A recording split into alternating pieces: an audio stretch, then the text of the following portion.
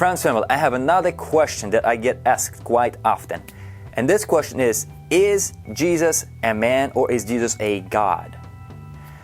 Obviously, you can see the dilemma here. You know, a lot of people say, how can God be fully man or fully God?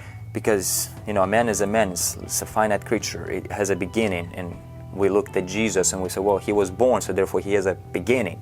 So as you can see, there's a dilemma here. And so let me first give you a simple answer. And then I'll give you a slightly extended answer and some of the issues that go into this answer as well. So basically the short answer is this. We have animals, dogs, elephants, alligators. These are animals. Now, there's certain criteria that goes into it, like, okay, how do you characterize an animal? Well, he has a physical body, you know, has bones, such things as those.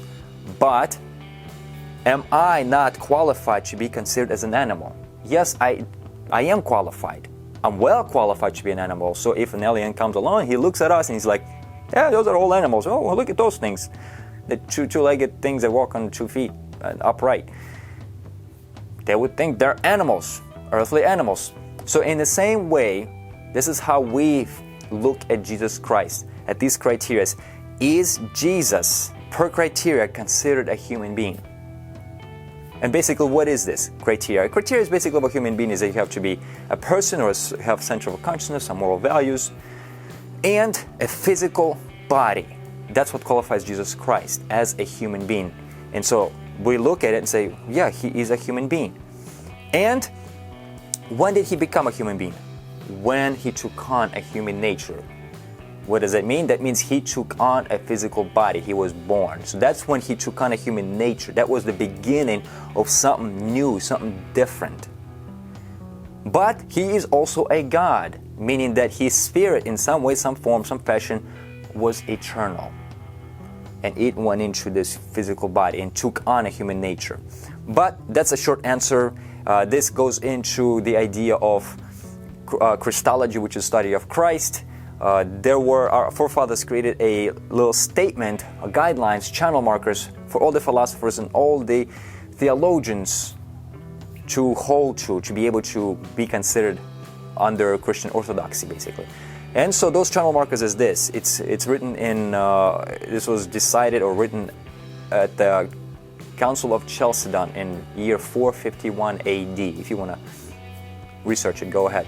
But those channel markers are these, basically. Those channel markers is that Jesus is truly a God and he's truly a man.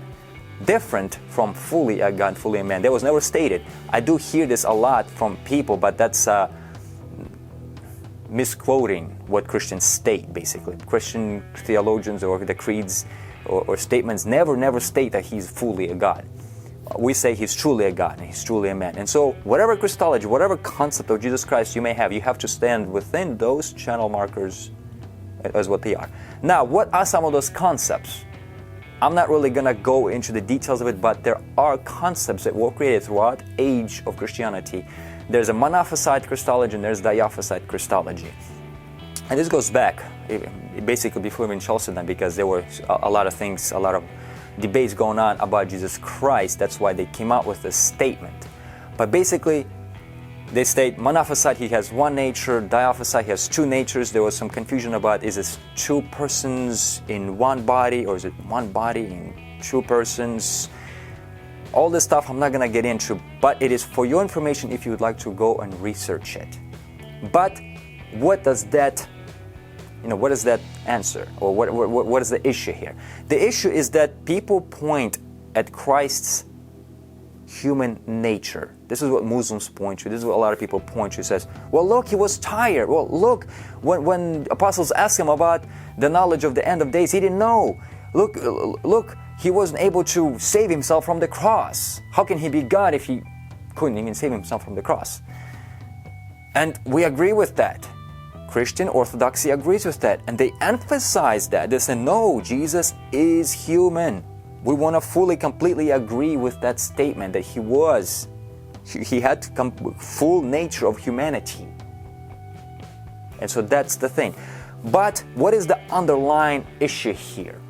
What's the deal? Why do you have to come down here? And these are the issues we have to think about, which is justice. There's something that goes on, something like this. If one can't assume something, one can't save it. Meaning that if you can't take on human nature on itself, God couldn't take it on himself. He couldn't save it, because justice requires punishment for sin. And if human nature is outside of God, God's justice and righteousness in him has to punish it. Has to punish it. Now, we know there's people who go to hell. We're like, okay, well, they will get punished, but we're not talking about that. We're talking about those who are saved. How do you justify them? Because they've sinned. We all sinned.